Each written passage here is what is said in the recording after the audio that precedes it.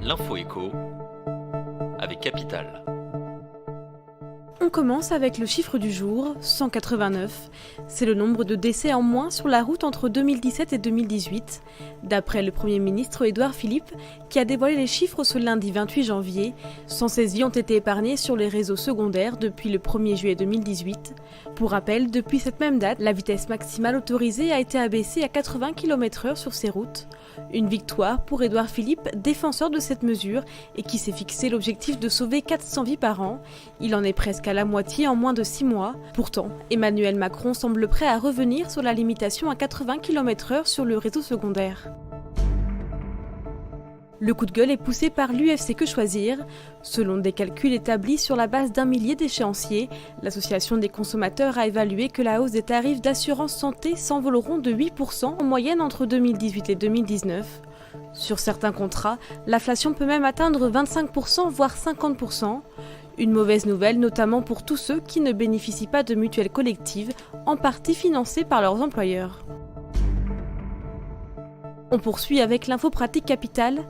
L'exonération de cotisations sociales sur les heures supplémentaires était bien prévue le 1er janvier dernier. Mais le décret d'application, indispensable pour que ce geste soit mis en place par les employeurs, tardait à paraître. C'est désormais chose faite via une publication au journal officiel du 25 janvier. Ce document confirme que la réduction de cotisations salariales sera égale à l'ensemble des cotisations retraite payées sur ces heures supplémentaires.